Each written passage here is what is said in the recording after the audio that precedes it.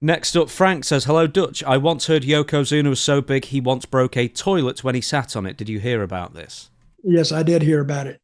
I heard not only did he break it, he couldn't get out of the toilet. God. They had to bring a special crew that dismantled the door for him to get. I don't know how he got in there. I think, and he had to. This had to be the Yokozuna couldn't fly in coach class. He couldn't fit, so he had to always fly first class. So when he went up to the front of first class, they have two rest areas up front, I think. And he got into one somehow. And when he sat down, it couldn't hold him. He broke it. Then they're trying to get him out, and they can't get him out because he can't come through the door. I don't know when he broke it. I guess it kind of, his big butt went down lower and they couldn't get him up, is what I heard. And then they couldn't get him out. So it took about 2 hours to get him out of that laboratory on the plane. That's what I heard. Make sense? Yeah, but I struggle to get into those aeroplane I don't know how he toilets. got in it. I really don't, because he would have went wall to wall, and a lot of his body would be touching. So when he sat down, he's in like a little hole anyway, and your walls would be about like this.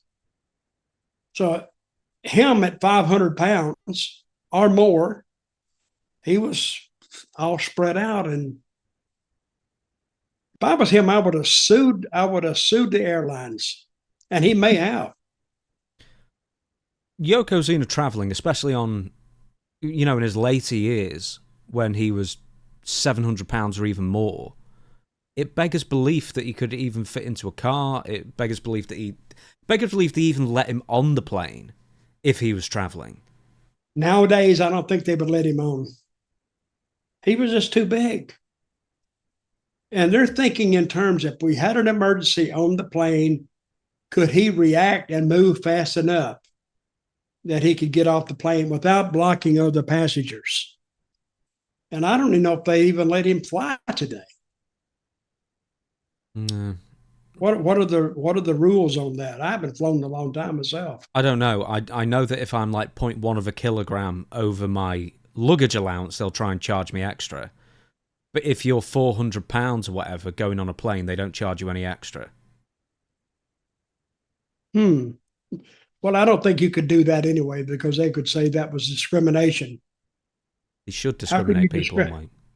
like. Well, they How should could you do because discriminate? I think it's ridiculous that, let's say I've got like 10 kilogram allowance and I go 10.1, they would fine me, but then they don't allow that discrepancy for somebody who's morbidly obese yet has got exactly 10 kilograms. I mean, it's all just a money making thing. It's all a big So scam. when did you get charged more for your luggage? Has that never happened to you with weight limits on baggage?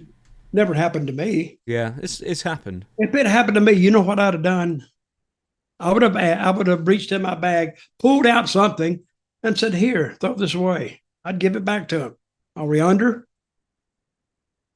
Then what would they do? They say, "Okay, throw it away." Hey, I've actually seen people. I think I've seen this in real life, but I know I've seen it on like news, whatever. People wearing every item of clothing they own, or like putting on like 3 jackets or Yes, whatever, because somehow that's within the rules, even though it's the exact same amount of weight going on the plane. It's once again, it's it one is. giant scam. But they don't charge you for your weight.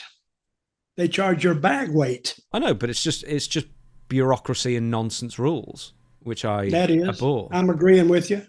Have you ever done that? Yeah, I've redistributed stuff and then put on a coat and a hoodie and 3 t-shirts and that kind of thing to avoid paying whatever Have you fine. really? Yeah, definitely. I've never done that. We'll move on.